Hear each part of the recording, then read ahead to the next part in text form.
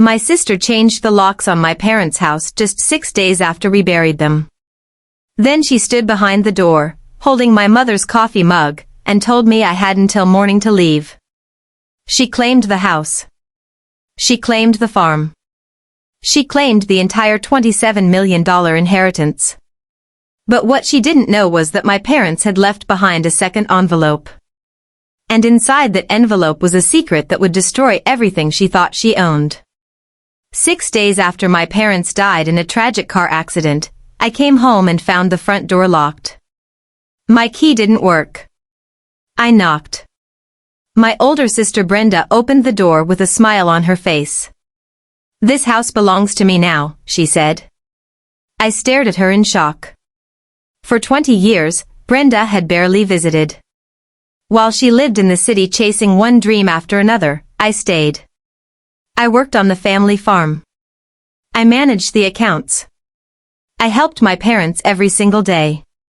But now she was acting like none of that mattered. The next morning, she forced me out. I packed my clothes and moved into a small apartment above the barn. From there, I watched her take control of everything. She fired employees, she called real estate agents. She even started negotiating the sale of our family farm. A farm that had belonged to our family for 3 generations. Every day, she acted more confident. Every day, she talked about the millions she was about to inherit.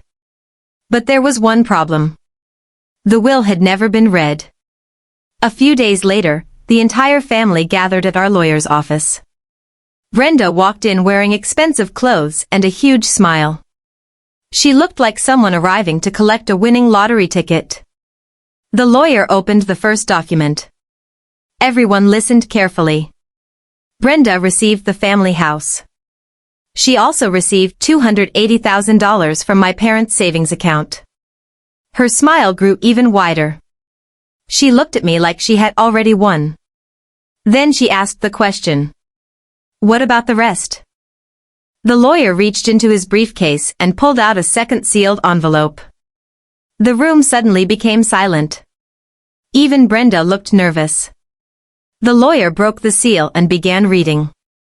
7 years earlier, my parents had secretly created an irrevocable family trust. Inside that trust was everything. The farm.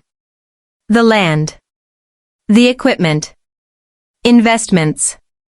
Mineral rights. Scholarship funds. Total value? More than $27 million. Brenda's face instantly turned pale. Then came the shocking part. The lawyer read the requirements for controlling the trust. The trustee had to be someone who had lived on the farm for years. Someone who managed the farm records. Someone active in the local agricultural community. Someone who understood how the farm operated. Brenda qualified for none of it. She hadn't lived there in 20 years. She didn't know the business. She didn't know the workers. She didn't even know how the farm made money. But I did. I had spent 10 years helping my parents build it. Then the lawyer read the final sentence. The designated trustee of the Everett Family Trust is Cecilia Everett. My name.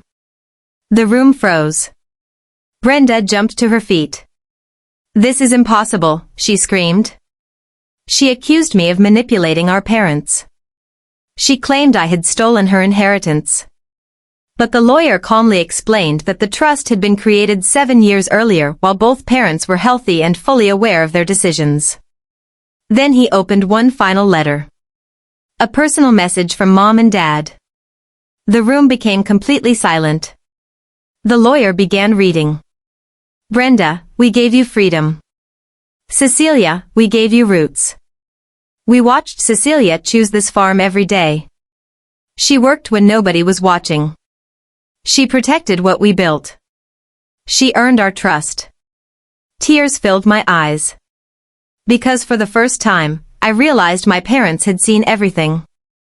Every early morning. Every late night. Every sacrifice. Every year I stayed when leaving would have been easier. The trust wasn't a reward. It was a responsibility.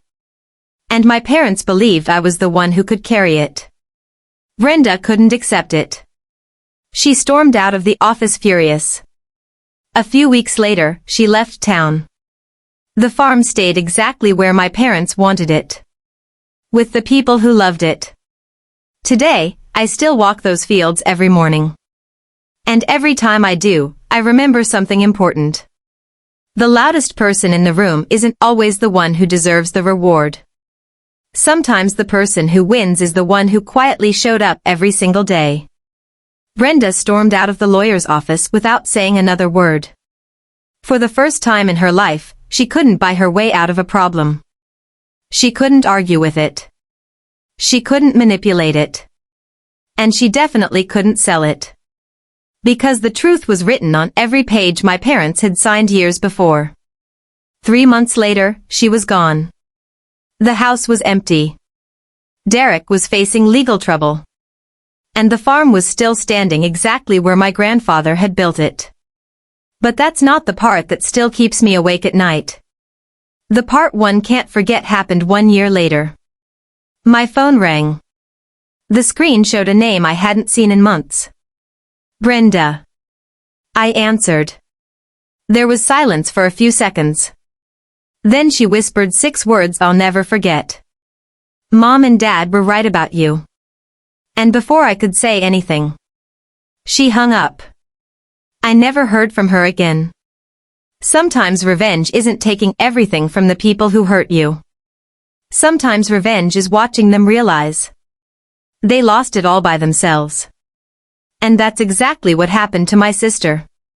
If you've ever been the one who stayed while everyone else walked away, comment I stayed below. And subscribe for more unforgettable stories of betrayal, revenge, and karma. And that's exactly what my parents wanted me to understand.